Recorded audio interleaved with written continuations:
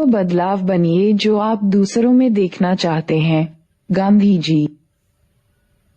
हम में से अधिकांश ने गांधी और हम में से कई लोगों ने यह उद्धरण सुना है। इससे इतना प्रभावित हुआ कि हमने इसे अपने जीवन में आत्मसात कर लिया है। हालांकि इसके पीछे की कहानी बहुत कम लोगों को पता है। परिचय। गांधी से मिलने के लिए प्रतिदिन सैकड़ों आगंतुक आते थे। एक दिन एक महिला अपने बेटे के साथ गांधी से मिलने आई।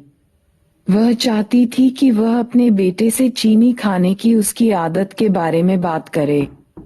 उसकी बात सुनने के बाद गांधी ने महिला को 2 सप्ताह के बाद अपने बेटे के साथ आने के लिए कहा। वह हैरान थी कि गांधी ने अपने बेटे से बात किए बिना उन्हें 2 सप्ताह बाद आने के लिए कहा था। वह उलझन में थी लेकिन अनिच्छा से वापस चली गई। 2 हफ्ते बाद माँ और बेटे वापस आए और गांधी से मिलने के लिए कुछ घंटों तक इंतजार किया। महिला के लगातार अनुरोध पर गांधी अपने बेटे से बात करने के लिए तैयार हो गए। उसने लड़के को समझाया कि चीनी खाना उसके लिए अच्छा क्यों नहीं था और उसे इस आदत से कैसे छुटकारा पाना चाहिए।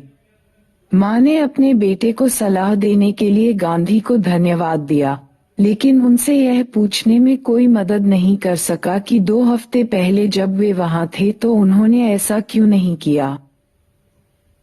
गांधी ने महिला को समझाया कि जब वे पहले उनसे मिलने आए थे तो उन्हें भी चीनी खाने की आदत थी और जब वह खुद इसके आदी थे तो वे किसी से कुछ छोड़ने के लिए नहीं कह सकते थे। अब जब उसने चीनी खाने की आदत छोड़ दी थी तो वह नैतिक रूप से बच्चे को चीनी खाने के खतरों को समझाने की स्थिति में था। परिवर्तन आपके साथ शुरू होता है।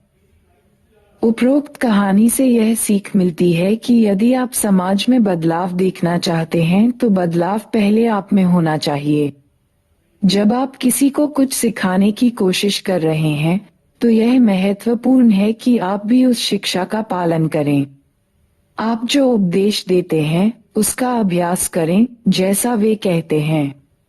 जब तक आप ऐसा नहीं करेंगे तब तक आप जो पढ़ाते हैं उसमें कोई विश्वास नहीं होगा और लोग आपको गंभीरता से नहीं लेंगे। दुनिया में सबसे अच्छे नेता और सुधारक सिद्धांतों के पुरुष और महिलाएं हैं। वे दुनिया में जो बदलाव देखना चाहते हैं उसके लिए वे जिम्मेदारी और जवाबदेही लेते हैं। बदलाव के लिए प्रतिबद्धता भीतर से आनी चाहिए और जब प्रतिबद्धता हो तो किसी बहाने के लिए कोई जगह नहीं होती। लोगों के जीवन में सकारात्मक बदलाव लाने के कई तरीके हैं और कई चीजें हैं जो हम अपने जीवन को और अधिक सार्थक बनाने के लिए कर सकते हैं। हर कोई इसे करने में सक्षम है, लेकिन इससे पहले कि हम समाज के बारे में सोचें, हमें अपने आप में वह बदलाव लाना होगा। यानी अगर हमें दुनिया को बदलना है तो सबसे पहले हमें खुद को बदलना होगा। गांधी एक सम्मानित व्यक्तित्व हैं जिन्होंने मानवाधिकार आंदोलन को प्रेरित किया है। सारे जहां में उन्होंने एक सादा जीवन व्यतीत किया जिसमें हिंसा के लिए कोई जगह नहीं थी और दुनिया को वही उपदेश दिया। उद्धरण, आपको वह परिवर्तन होना चाहिए जो आप इस दुनिया में देखना चाहते हैं, जिसका श्रेय गांधी को जाता है और शायद यही है सबसे अधिक इस्तेमाल किया जाने वाला कथन की सादगी सार्वभौमिक है। अपील करना, यह समझना आसान है कि कथन क्या चित्रित करना चाहता है और हर कोई इससे संबंधित हो सकता है। वाक्यांश परिवर्तन बने के लिए जिम्मेदारी डालता है। आप पर परिवर्तन, आपको उस बदलाव के केंद्र में होना होगा जो आप देखना चाहते हैं। अन्य, और उसके लिए प्रतिबद्धता की ईमानदारी होनी चाहिए।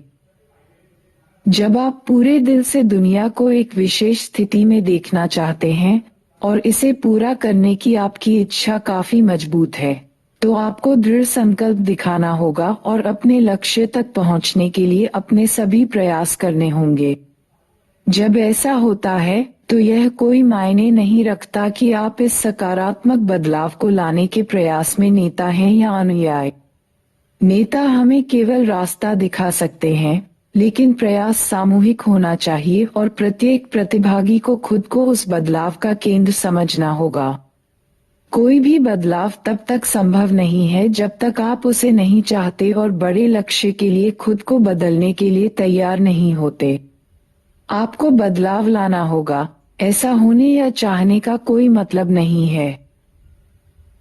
जरूरी नहीं कि बदलाव बड़ा हो और न ही बहुत सारे लोगों को शामिल करने की जरूरत हो।